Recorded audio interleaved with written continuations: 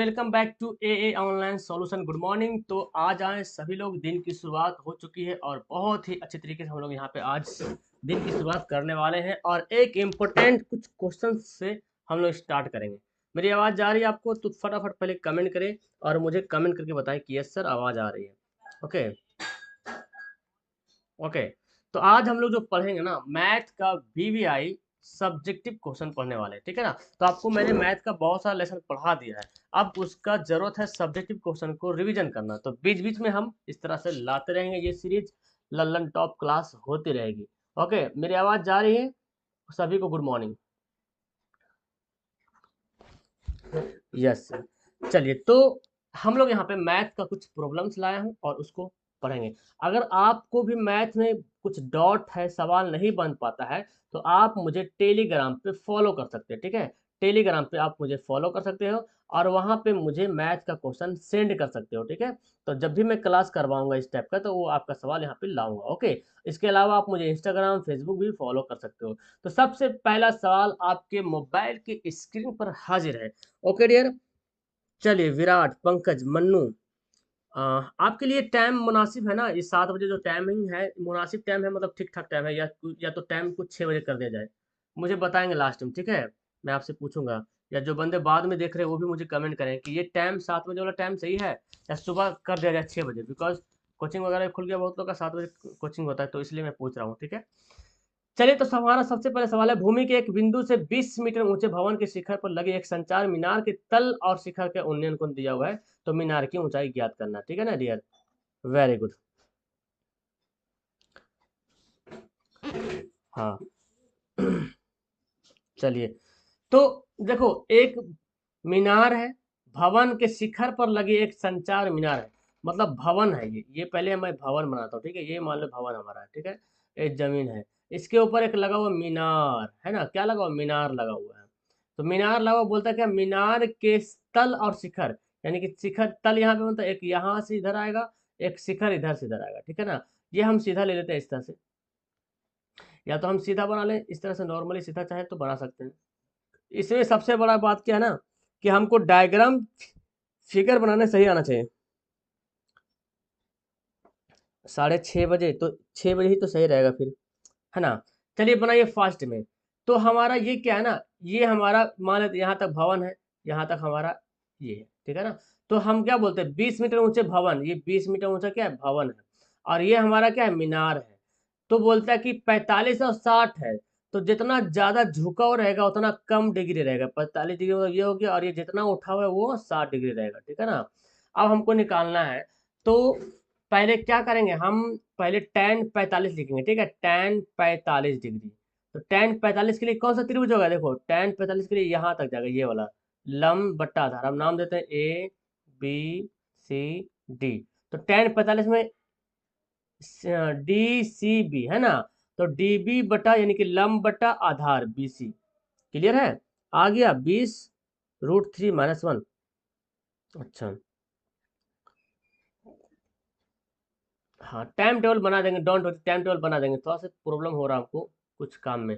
DB का value कितना दिया? 20 दिया हुआ है। बीसी का वैल्यू 20 ही दिया हुआ है, ठीक है, नहीं दिया हमको। तो बीसी का वैल्यू क्या हो जाएगा? वो बीसी का वैल्यू 20 ही हो जाएगा, है ना, 20 सेंटीमीटर हो जाएगा, ठीक है। तो सॉरी, मीटर हो जाएगा, 20 मीटर। तो एक तो हमारा बीसी का वैल्यू पता चल गया कि 20 मीटर है। अब हम क्या निकालेंगे? अब निकालेंगे tan 60 डिग्री, है ना। अब tan 60 डिग्री निकालना है, तो tan 60 का वैल्यू क्या होगा? tan 60 का वैल्यू होगा लंब बटा आधार, यानी कि AB/BC, ठीक है। और tan 60 का वैल्यू आपको पता है √3 होता है, ठीक है ना। AB का वैल्यू क्या दिया? देखो, AB, हम AB को लिख सकते हैं H+20, है ना जी, H+20, क्योंकि AD को मैंने H माना। हमको मीनार की ऊंचाई निकालनी है, यानी कि H निकालना है, मीनार की ऊंचाई। तो AB को मैं लिख सकता हूँ AD+DB, और AD को हम H लिख सकते हैं, और DB को 20 लिख सकते हैं। और BC हमारा कितना आ गया? 20 आ गया। तो इसको हल करते हैं, क्रॉस गुना करते हैं, तो क्या हो जाएगा? H+20, और इधर क्या हो जाएगा? 20√3, ठीक है ना जी। तो H बराबर क्या लिखेंगे? 20√3 - 20। अब 20 को हमारा 20 ले लीजिए, कॉमन ले लीजिए, कॉमन ले लिए तो क्या बचा हमारे यहाँ पे 1 बचा। देखो यहाँ पे इतना मिटा के, ठीक है, आप इतने ही लिखना काफी है, ठीक है ना, क्योंकि एनसीईआरटी में इतने ही सवाल में आंसर देता है, तो आप भी इतने ही बना दीजिएगा। आप अगर चाहते हैं तो √3 का वैल्यू बैठा के घटा करके 20 से गुना कर दो, वो भी आपका सही आंसर हो जाएगा, है ना, 20√3 - 1, ठीक है, ओके। चलिए तो अगला सवाल देखते हैं ना। आगे सवाल यहाँ पे है क्या, देखो सवाल हमारा आ गया किससे, निर्देशांक ज्यामिति से आ गया कि बिंदु -3, 10 और 6 -8 को जोड़ने वाले रेखाखंड को बिंदु -1, 6 किस अनुपात में विभाजित करता है, ठीक है ना, ये बिंदु दे दिया है और किस अनुपात में विभाजित करता हमको पता नहीं और वो निकालना हमको, ठीक है ना। चलिए जी, यानी कि समझ में आ रहा ना, ये बिंदु दे दिया गया और किस अनुपात में विभाजित करता है वो नहीं दिया हुआ है, ठीक है ना, वही हमको निकालना, अनुपात निकालना, किस अनुपात में विभाजित करता है।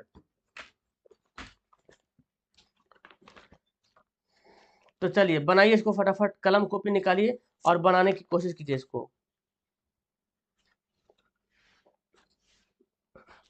है ना। तो देखो इसको कैसे बनाएंगे, बहुत आसान है इसको बनाना, बहुत आसान है, मैंने आपको बताया था इसको कैसे बनाएंगे। जैसे देखो मैंने एक डायग्राम बनाना है, पहले पहले एक डायग्राम मैं बना लेता हूँ, इसको मैं नाम देता हूँ, ठीक है, A B नाम का डायग्राम यहाँ पर नाम दे दिया, और एक बिंदु P है ना। तो देखो ए का वैल्यू दिया -3 और 10, इसको पहले समझ लीजिए तो सवाल हल्का हो जाएगा, ठीक है ना। और बी का वैल्यू दिया 6 से -8, ठीक है, ये दे दिया। और ये जो पी है ना, ये जो है ना बिंदु, यही बिंदु विभाजित करता है, ये पी वाला जो बिंदु है -1 और 6, यही बिंदु जो है विभाजित करता है। तो ये वाला जो कितना बन रहा, यानी कि ये वाला निकालना है और ये वाला निकालना है, इन दोनों का अनुपात निकालना है। तो जब ऐसा कंडीशन आ जाए तो पता क्या करना पड़ेगा, इसको 1 मान लीजिएगा, ठीक है, और इसको यहाँ पे के मान लीजिए, के कुछ ही मान लीजिए, यहाँ पे कुछ ही मान सकते, के या लेमडा भी मान सकते, कोई दिक्कत नहीं। और हमको यही वैल्यू निकालना है, हमारा आंसर आ जाएगा, ठीक है ना। तो ये हमारा पूरा मिला हुआ सवाल है, ठीक है, मिला हुआ सवाल है। अब देखो विभाजन सूत्र क्या होता है, विभाजन सूत्र देखो, विभाजन सूत्र याद है सबको, विभाजन सूत्र देखो, तो ये हमारा क्या m1 है, ये हमारा क्या था m2 है। तो हमको m यही k का वैल्यू निकालेंगे तो ये भी निकल जाएगा, ठीक है। तो हम कैसे निकालेंगे, फॉर्मूला क्या होता है, m1 x2, ये हमारा क्या है, ये x1 y1, ये x2 y2, ठीक है ना। तो m1 x2 है ना, m1 x2 बताया था मैंने, formula m1 x2 plus m2 x1, देखो मैं फॉर्मूला लिख दे रहा हूँ तो कि आपको याद रहे, ठीक है। और m1 प्लस m2 लिख दिया, और यहाँ पे क्या लिखेंगे, m1 y2 plus m2 y1 by m1 plus m2, ठीक है ना। क्या रहा, 2:7 बना रहे आप लोग, वेरी गुड। तो अब यहाँ पे देखो क्या करेंगे जी, m1 का वैल्यू क्या है देख लो, यहाँ पे m1 का वैल्यू क्या है, 1 है ना, 1 है। और x2 का वैल्यू क्या है, 6 है, तो 1 × 6 प्लस m2 का वैल्यू क्या k है, तो k लिख दिया।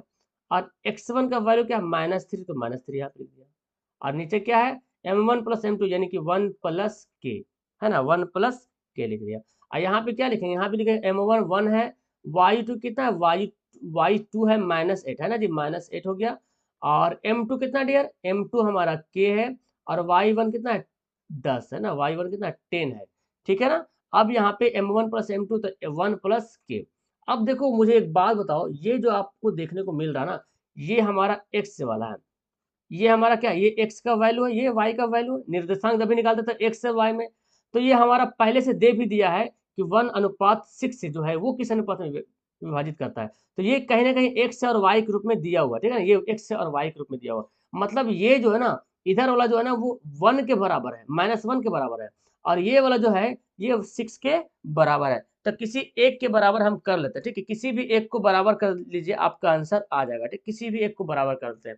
तो हम ऐसा काम करते हैं, -1 को बराबर करते हैं x वाला को, तो चूंकि हम यहाँ पे क्या ले सकते हैं, -1 = 1 × 6 प्लस k × -3 हम यहाँ पे लिख सकते हैं, और यही 1 प्लस k का वैल्यू है, ठीक है ना।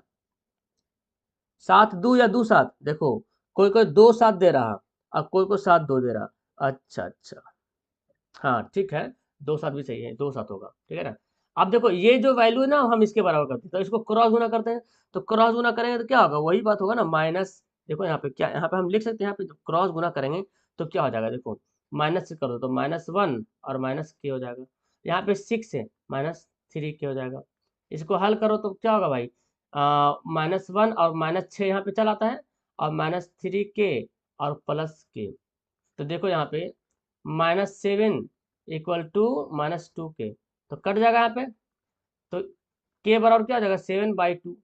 7/2 k का वैल्यू क्या गया, 7/2 आ गया, है ना, 7/2 आ गया। तो अब यहाँ पे देखना है, क्योंकि हम अनुपात क्या माने थे, 1:k माने थे, 1:k भी मान। देखो ये जो हमारा दिया हुआ ना, ये वाला अगर इसको 6 से बराबर करोगे, ये जो हमारा y का वैल्यू दिया हुआ है 6 है ना, x का वैल्यू -1, y का वैल्यू 6, तो अगर इसको आप 6 से बराबर करोगे तो भी वो उतना ही आएगा, 7/2 ही आने वाला, ठीक है। और इसको मैंने किया तो वो भी उतना ही आया। तो मैंने अनुपात को क्या माना था, 1:k, तो 1:k के जगह पे क्या होगा, 7/2। तो जब 2 को 1 से क्रॉस गुना करेंगे तो क्या होगा, 2:7, है ना, 2:7। हाँ ठीक है ना, 2:7, 7/2 आ गया के का वैल्यू, और इसका जब अनुपात में निकाले तो क्या आ गया, 2:7 आ गया। समझ में आया सवाल। तो यहाँ पे तो सब लोग कमेंट कर रहे हो, ठीक है ना। तो टेस्ट वेस्ट जब होता है तो उसमें भी जाके टेस्ट दिया करो, ठीक है।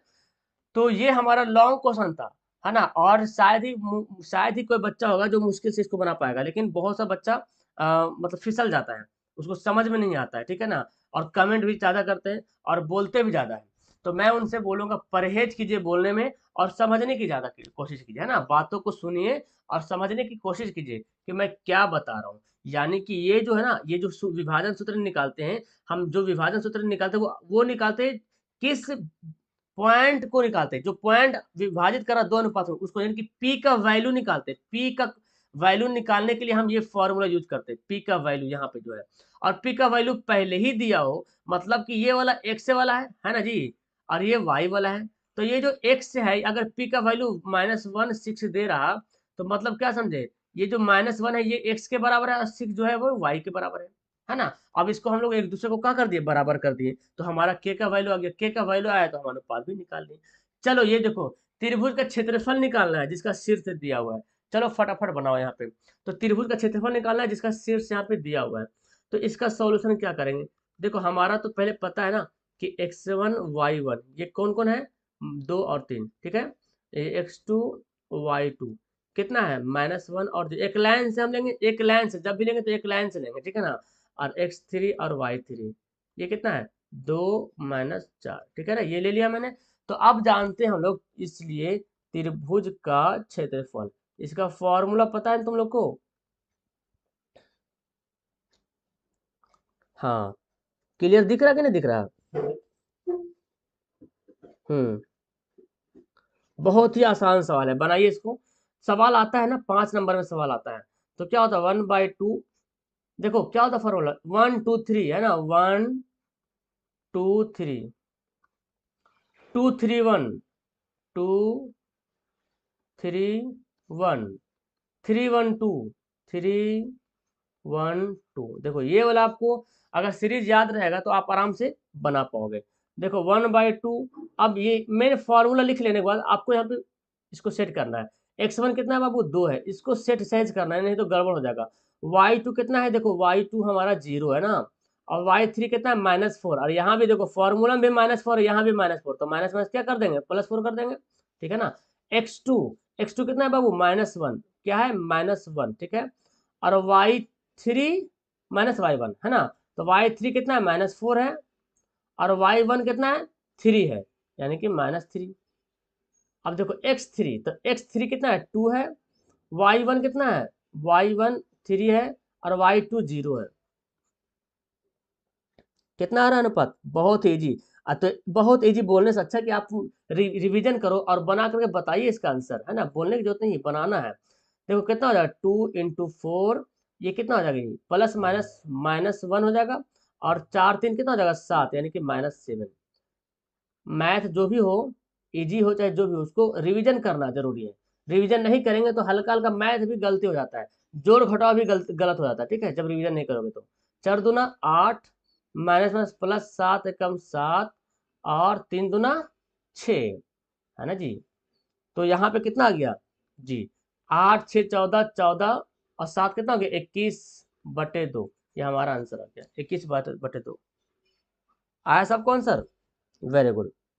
तो इतना इंपॉर्टेंट क्वेश्चन मैं आपके लिए ला रहा हूँ, तो आप भी जो है ना एकदम मेहनत कीजिए और मेहनत से आइए क्लास यहाँ पे ज्वाइन कीजिए और पढ़ने की कोशिश कीजिए और लाइक वाइक करते रहिए ना। मजा आ रहा समझ में आ रहा है तो लाइक वाइक करते रहिए, अच्छे अच्छा लगता है तो, ठीक है ना। तो ये सवाल आपका इंपॉर्टेंट, देखो सवाल जो भी है ना बस आपको रिवीजन करने की जरूरत है। आप कभी ये खुशफहमी मत रहिएगा कि बहुत आसान है सर, बहुत आसान है, लेकिन अगर आप उसको बना लेते हैं तो वो माइंड में और सेव हो जाएगा और आसान हो जाएगा। चलिए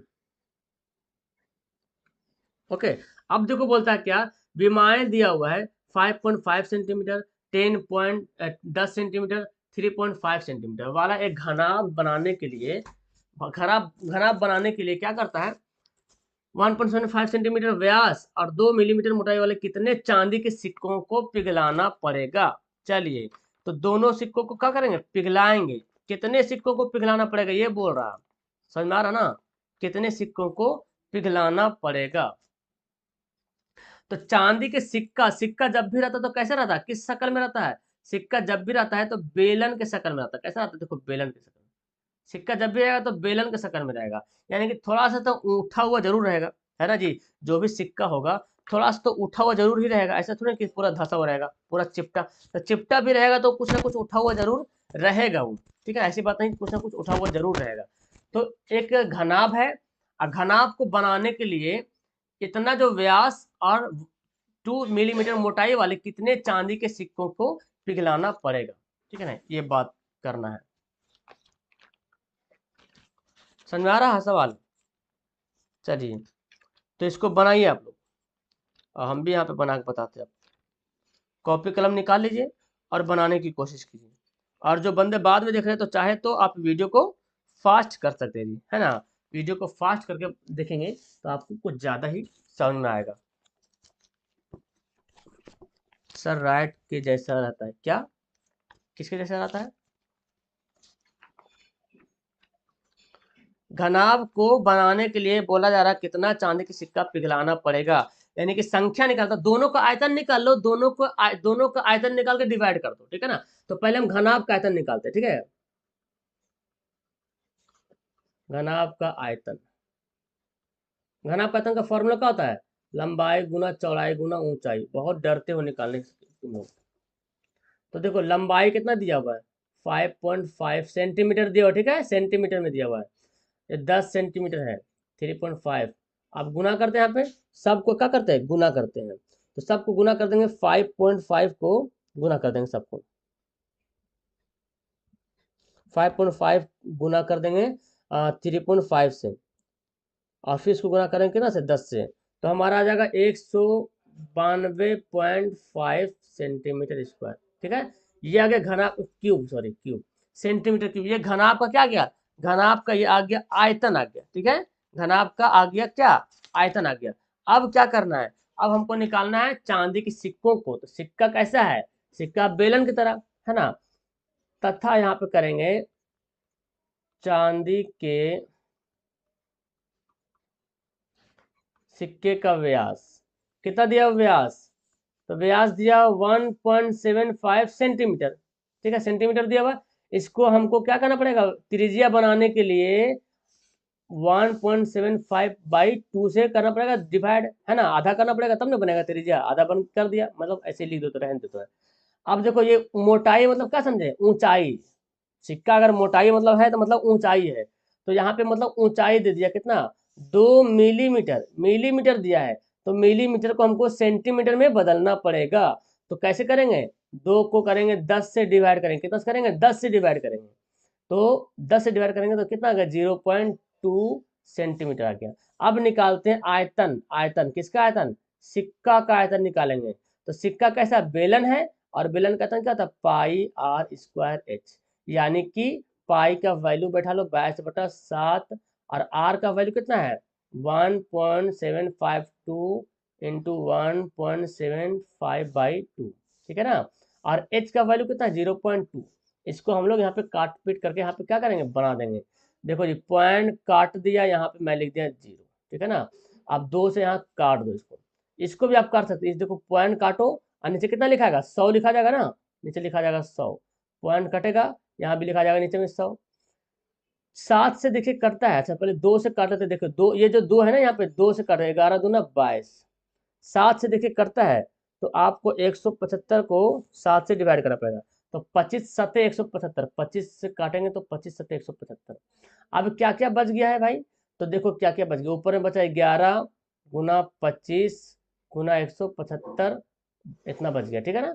और नीचे क्या क्या बचा है, नीचे 100 गुना 100, नीचे 100 100 दिख रहा, गुना 10 बच रहा, ठीक है ना। अब सबको गुना कर दो जी, थोड़ा सा गुना करना पड़ता है इसमें। 11 गुना 25 गुना 175 आ गया। तो यहाँ पे जब गुना करने पे आया है हमारा कितना, 48,125। और नीचे कितना है, एक पे के जीरो होगा, 2 2 4 1 5 0, 1 2 3 4 5।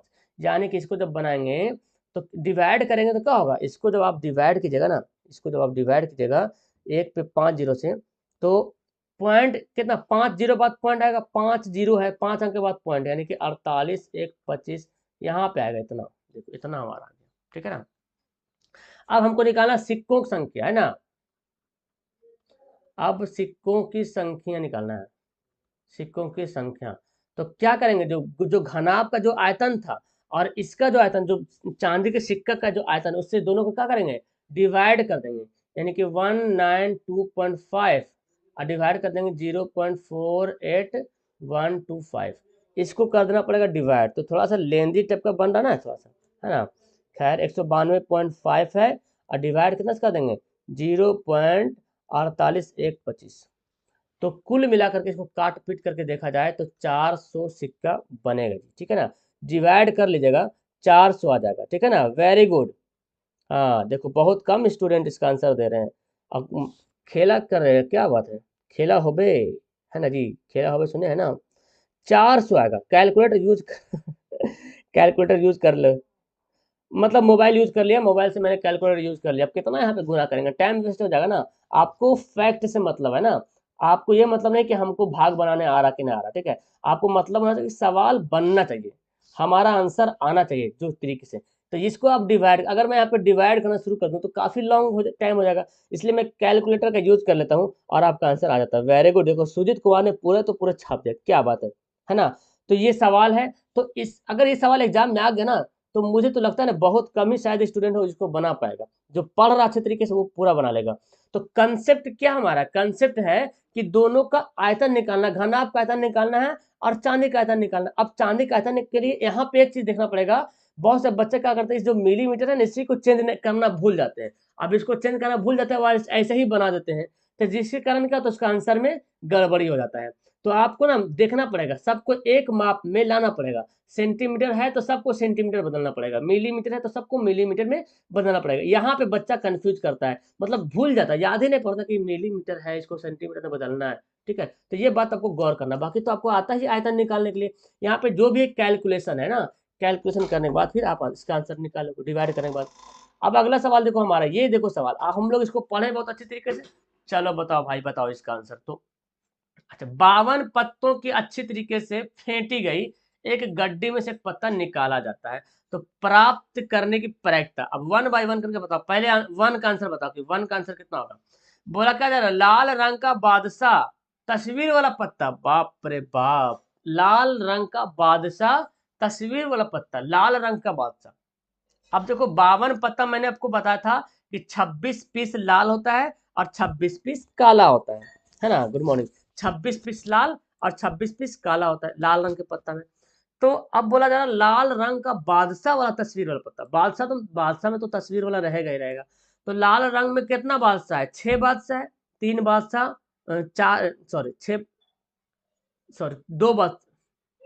हाँ, लाल रंग का बादशाह तो 2 बादशाह होगा, लाल रंग में पत्ता में तो 4 ही, टोटल पत्ता में 4 बादशाह होता है ना।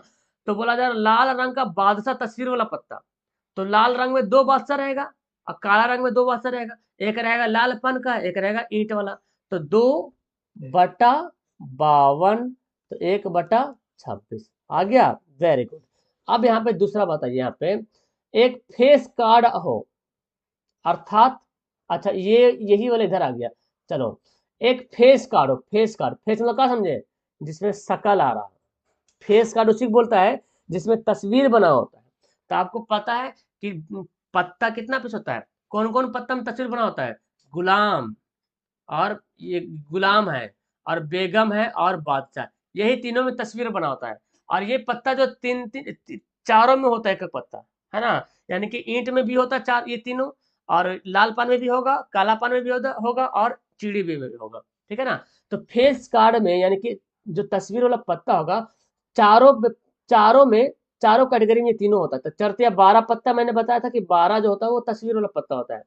तो 12/52 क्या हो जाएगा, 3 चौक 52, 13 चौक 52, 3 चौक 12, 13 चौक 52, 3/13 आ गया आंसर, है ना। 12/52 क्लियर है। रागनी कुमारी अभी तुम आए हो और बहुत सारे बच्चे आ रहे हैं, लास्ट में मुझे बताओगे ये टाइम मुनासिब है आपका, क्योंकि बहुत सारे बच्चे लगता है छूट रहा क्या। चलो ठीक, पहले बनाते हैं, लास्ट में बताएंगे। लाल रंग का तस्वीर वाला पत्ता बताओ भाई, ये तो वही हो गया ना, लाल रंग का, हाँ नहीं उससे कैसे हो जाएगा, लाल रंग का तस्वीर वाला पत्ता, इसका बताओ प्रायिकता क्या होगा। तो लाल रंग का तस्वीर वाला पत्ता में तो जैसे लाल रंग में ईंट भी है ना, ईंट भी है और लाल पान भी है। तो ईंट में भी 3 पत्ता है तस्वीर वाला और लाल पान में भी तस्वीर वाला पत्ता है। तो लाल रंग बोल रहा, लाल पान नहीं बोल रहा, है ना। तो टोटल 6 पत्ता हो गए, लाल रंग में 6 पत्ता तस्वीर वाला बनेगा और 6 पत्ता काला में बनेगा, तब ना 12 होगा। तो 6/52 यहाँ पे इसका आंसर आ जाएगा। काटापीटी कर दो, 2 तिया 6, 3 3 दूना 6 कर दो, 3 दूना 6 और 26 दूना 52, 3/26 आ जाएगा। हाँ, 3/26,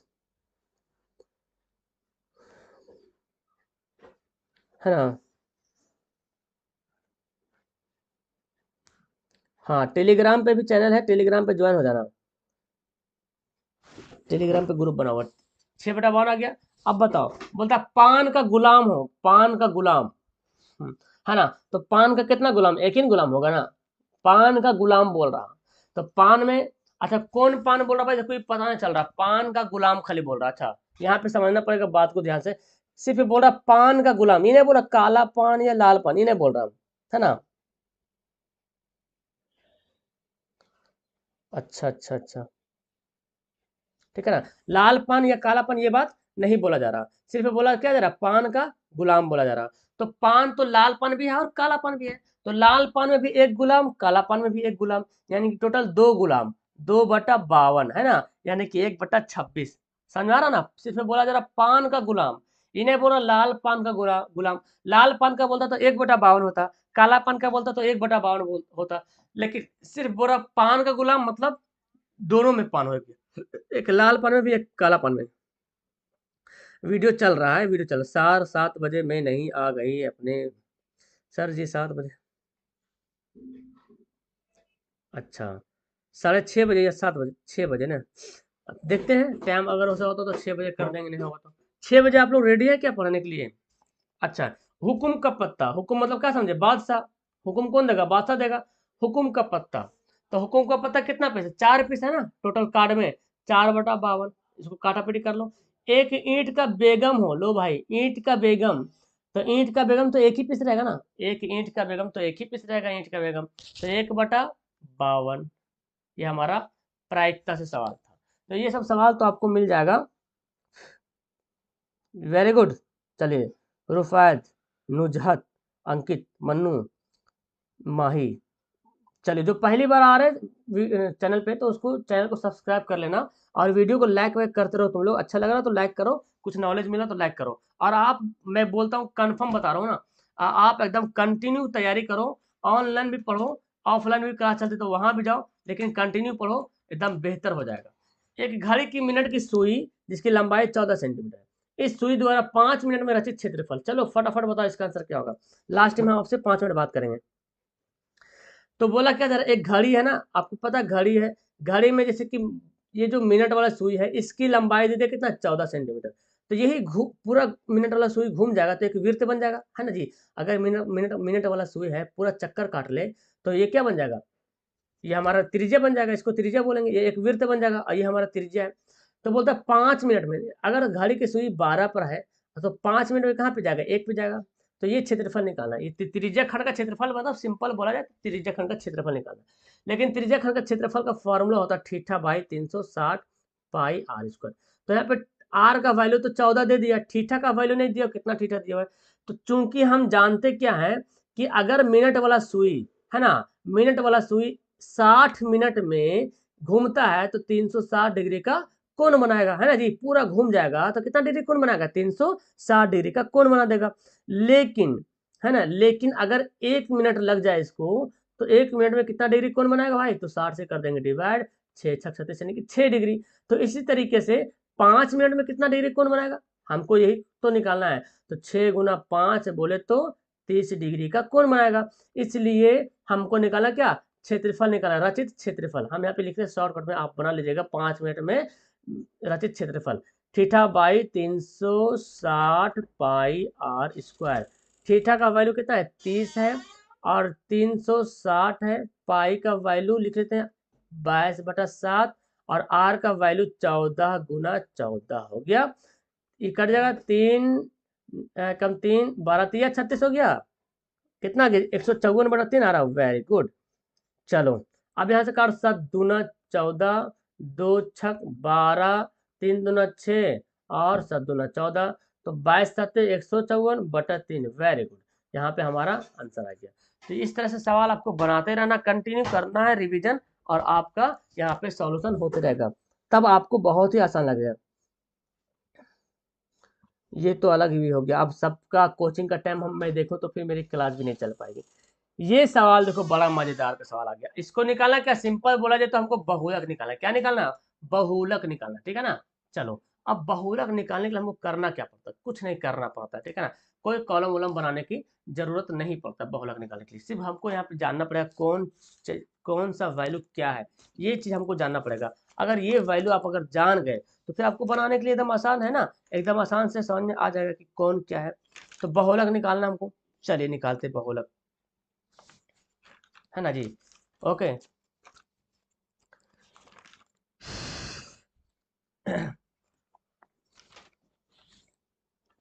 देखिए यहाँ पे सवाल जो दिया गया है, इसका बहुलक आपको प्राप्त करना है।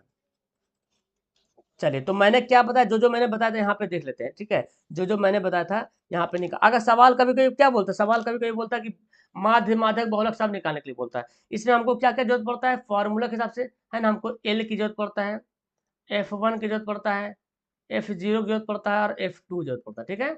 F1 F0 F2 की जरूरत पड़ जाता है, और हमारा I की जरूरत पड़ता है ना। I बोलो या तो फिर H बोलो, जो बोलना है बोलो, है ना। H भी बोलता है उसको, I बोलता है, ये हमको जरूरत पड़ता है। अब क्या करते हैं हम इसको, इसका वैल्यू मान करके कौन सा क्या है उसको हम पहले बता लेते हैं कि कौन क्या है। इसको पहले बताएंगे ना, हम पहले लिख लेंगे अच्छे तरीके से। आपको पूरा हिंदी लिखने की जरूरत नहीं है, ठीक है। आप सिर्फ F1 F2 F0 जो भी है ना, उसको सिर्फ लिख करके आप अगर इंडिकेट कर देते हो तो वो उतना ही काफी है। और वो जो एग्जामिनर होगा वो आपको समझ जाएगा कि बंदा चाहता क्या है, ठीक है, क्या चाहता है, तो आपको आराम से समझ में आ जाएगा।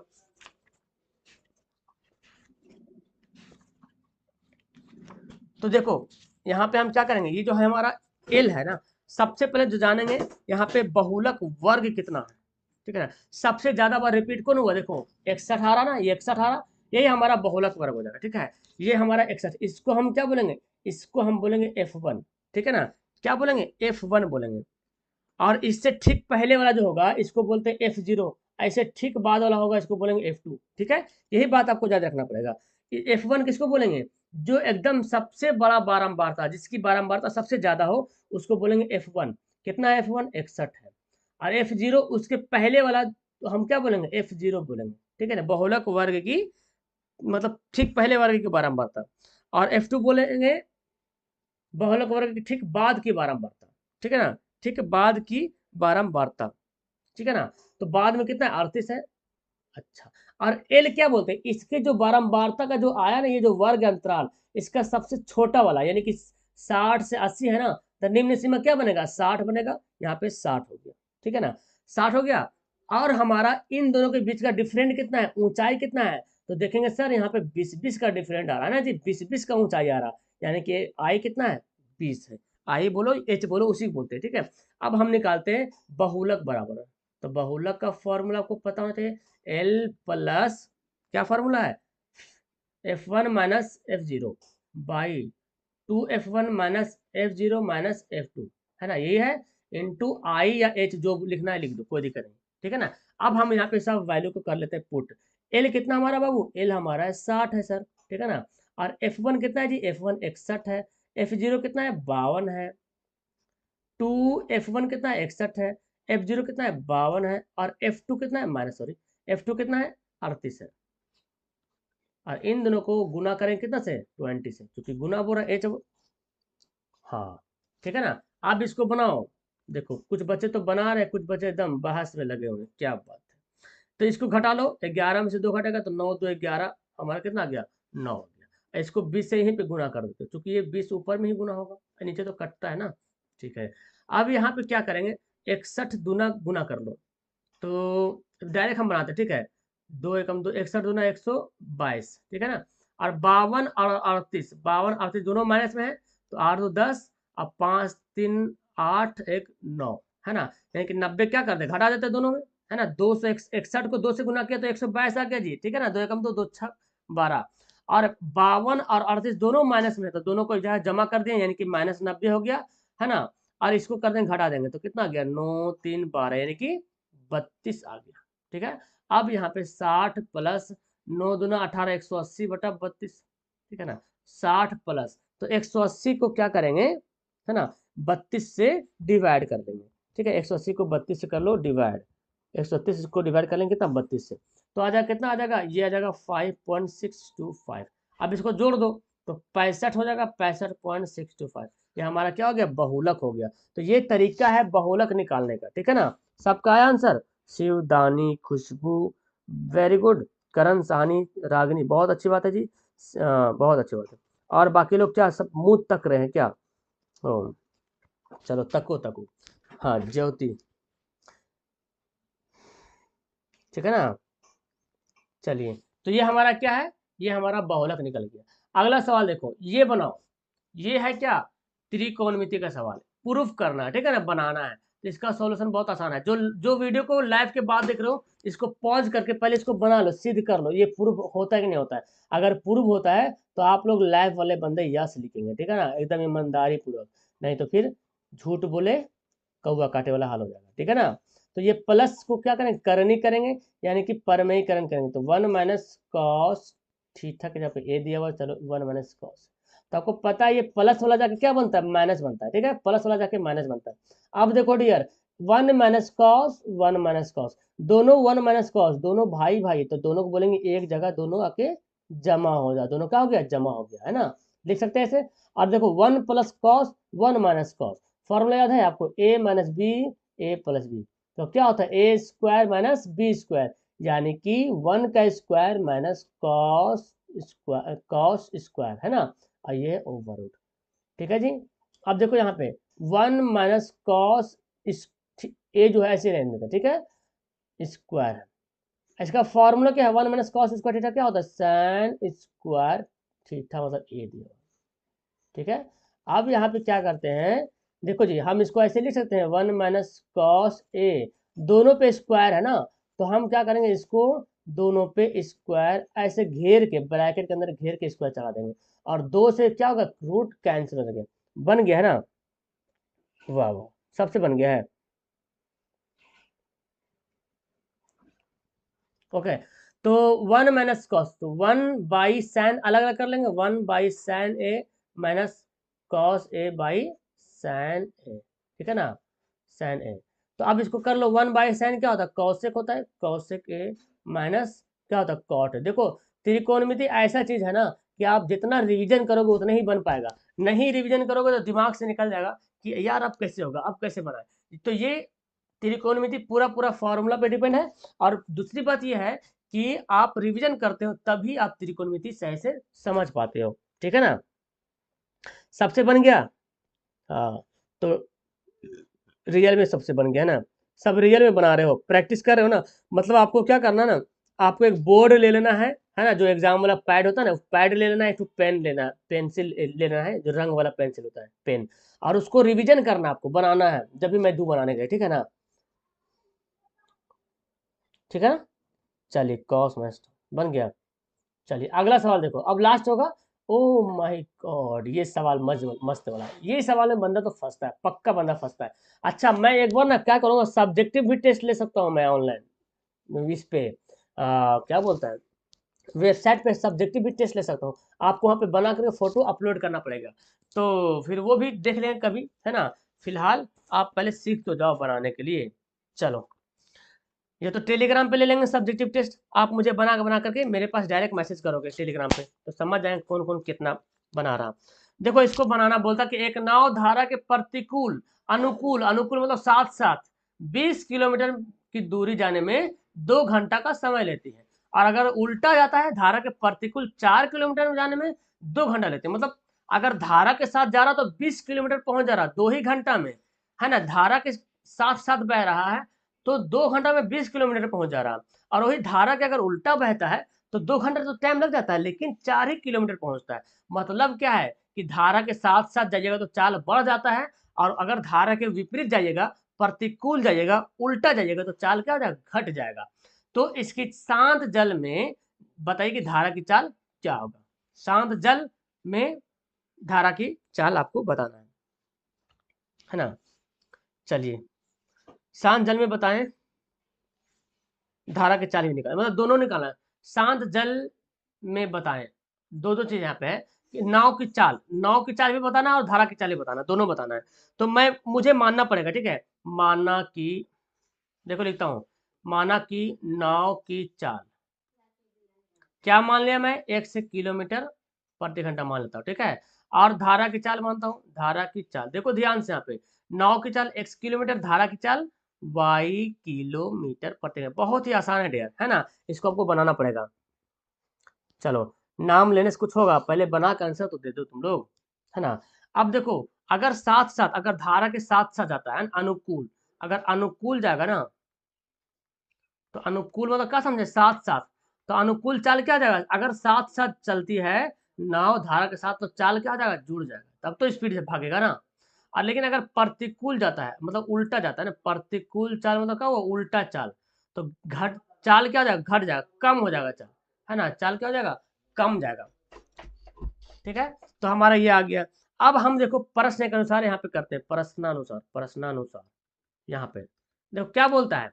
अब यहाँ पे आपको ध्यान देने वाली बात है, बोलता है क्या जी, बोलता है कि धारा के अनुकूल 20 किलोमीटर जाने में 2 घंटा का समय लेती है, ठीक है। धारा के अनुकूल, तो आप तो फॉर्मूला जानते हैं ना, ये फॉर्मूला समय बराबर क्या होता है, दूरी बटे चाल, है ना जी। तो पहले तो हम ये जान लेते हैं कि 20 किलोमीटर का समय लग गया, ठीक है नहीं। तो हम यहाँ पे क्या लिखते हैं, 20 किलोमीटर हमारा क्या दूरी है, और चाल क्या है, x प्लस वाई। क्यों लिखे x प्लस वाई, क्योंकि पहले बोल रहा अनुकूल, और अनुकूल वाला चाल x प्लस वाई होता है, ठीक है, x प्लस वाई। इसको जाने में 2 घंटा का समय लग गया, ठीक है, 2 घंटा का समय लग गया। अब हम इसको कर लेंगे क्या, क्रॉस मल्टीप्लीकेशन, क्रॉस गुना कर लेंगे। तो क्रॉस गुना करोगे तो 2x प्लस वाई हो जाएगा बराबर 20, मतलब कि x प्लस वाई बराबर 10, है ना, 2 से कट जाएगा, 10 आ गया समीकरण हमारा फर्स्ट। यही चीज बनाना है, समीकरण बनाने के लिए आ गया, मतलब सवाल हल हो गया, है ना। वाह वाह वाह, बना रहे हैं। अब दूसरा बात बोलता है कि धारा के प्रतिकूल जाता है तो 4 ही किलोमीटर जाता है ना, अगर उल्टा जाता है तो हम लिखेंगे 4/x माइनस वाई, क्योंकि 4 क्या है, दूरी है, 4 क्या है, दूरी है, और दूरी बटा चाल क्या है, x माइनस वाई, क्योंकि प्रतिकूल वाला लिखना हमको है, और इसको जाने में भी 2 घंटा का समय लगता है। तो यहाँ पे जब इसको बनाएंगे तो क्रॉस गुना कर लेंगे, इसको भी क्रॉस गुना कर लेते हैं, बराबर 4। तो यहाँ पे x माइनस वाई बराबर कितना जाएगा, 2, समीकरण सेकंड। अब समीकरण फर्स्ट, है ना, जोड़ सेकंड से, फर्स्ट सेकंड को क्या करेंगे, जोड़ देंगे, तो जोड़ दीजिए। तो हमारा फर्स्ट क्या था, x प्लस वाई बराबर 10, x माइनस वाई बराबर 2, तो ये क्या कट जाएगा, 2x बराबर 12, 2 छक 12, यानी कि x का वैल्यू कितना गया, 6 किलोमीटर प्रति घंटा, यानी कि नाव की चाल आ गया। अब हमारा x का वैल्यू, x का मान जो है समीकरण किसमें डाल दें, समीकरण फर्स्ट में रख देते हैं, यानी कि x प्लस वाई बराबर 10, और x का वैल्यू हमारा आ गया 6 प्लस वाई बराबर 10। ये सब सवाल पक्का एग्जाम में आता है, ठीक है ना। देखो नाव धारा वाला सवाल एकदम एक सवाल पक्का आता है बाबू, ठीक है। तो इसको जितना ज्यादा रिवीजन कर सको समझ कर लो, है ना। जितना ज्यादा रिवीजन करना। इस देखो, रेल नाव वाला सवाल हो गया, रेलगाड़ी, एकदम पक्का एक न एक सवाल हर साल टपक जाता है। ठीक है, तो आपके एनसीईआरटी में जो किताब में जो सवाल दिया हो ना, कम से कम उसको इतना बार बना लो, इतना बार बना लो कि अगर ऑब्जेक्टिव में भी सवाल में भी कभी आ गया तो उसको रंग दो, लेकिन ऑब्जेक्टिव में नहीं आएगा, 5 नंबर का सवाल आता है। ठीक है ना, तो इतना बार बना लेना है कि भूलना नहीं है। ये ज्यादा सवाल है, 3-4 ही सवाल है एनसीईआरटी में, और वही 3-4 सवाल जो है घूमते रहता है। ठीक है ना, अलग से कोई सवाल नहीं आता, ये भी एनसीईआरटी का सवाल है। तो यही सब सवाल घूमते रहता है। ये हो गया एनसीईआरटी में जो एग्जाम्पल बना हुआ, वो भी हो गया। ठीक है, वो भी सवाल एग्जाम, एनसीईआरटी की जो एग्जाम्पल है ना, वो एग्जाम्पल भी सवाल आता है एग्जाम में। ठीक है ना, एनसीईआरटी में एग्जाम्पल वाला भी सवाल आता है एग्जाम में। वेरी गुड, चलो बहुत अच्छी बात है जी अमित, विराट, पंकज। चलिए अब लास्ट सवाल देखो, लास्ट आखिरी सवाल। आखिरी सवाल क्या बोलता है, उस समांतर श्रेणी का 31वां पद ज्ञात कर रहे हैं जिसका 11वां पद 38 है और 16वां पद 73 है। ये भी तो बहुत आसान है ना। तो ये आपका समांतर श्रेणी से सवाल आ गया। तो चूंकि हम क्या जानते हैं, टी एन का फॉर्मूला जानते हैं, A plus N minus one into D, ये जानते हैं, है ना। अब यहाँ पे इस बोलता क्या है, इसलिए क्या बोलता है, देखो बोलता है 11वां पद, है ना, क्या बोलता है 11वां पद, मतलब T11, 11वां पद कितना 38 है। यानी कि हम a प्लस यहाँ पे लिखेंगे, n की जगह पे 11 लिखेंगे, क्योंकि ये n की जगह पे 11 लिखा गया है, n 11 माइनस 1 और d, और ये कितना किसके बराबर है, ये 38 के बराबर है। यानी कि इसको अगर हल करते हैं तो a प्लस 10d, 11 में से घटेगा 10d बराबर 38 हमारा आ गया। ये समीकरण हो गया फर्स्ट। यही तो आपको बनाने के लिए सीखना है।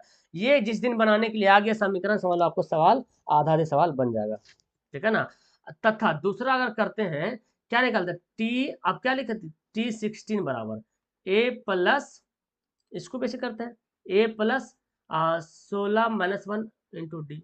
इसी फॉर्मूला में मैंने बैठाना है। ठीक है ना, n का वैल्यू 16 दिया और 16 बैठा लेंगे, ये किसके बराबर 73 के बराबर है जी। तो हमारा आगे a प्लस 15d बराबर 73, ये समीकरण सेकंड, यही तो करना है। अब समीकरण फर्स्ट को सेकंड से घटा दो, है ना। समीकरण फर्स्ट को सेकंड से करते क्या, घटा लेते हैं। चलिए, समीकरण फर्स्ट माइनस सेकंड। चलिए तो फर्स्ट हमारा क्या है, a plus 10d equal to 38। Second क्या है, a plus 15d equal to 73। अब घटाने का मतलब क्या समझे, निशान को यहाँ पे साइन इसका चेंज करना है। a प्लस में देखो माइनस कर दिए, 15 प्लस में माइनस हो गया, ये प्लस में माइनस हो गया। अगर माइनस रहता तो प्लस होता, तो -5d, और ये कितना हो गया -13 में से 8 घटेगा 8 5 13, और 6 में से 3 घटेगा 35, आ गया ना। तो कितना आ जाएगा, डी का वैल्यू माइनस माइनस काट दो, 7 5 35, यानी कि डी का वैल्यू आ गया 7, है ना। डी का वैल्यू कितना आ गया, 7 आ गया। वेरी गुड, चलो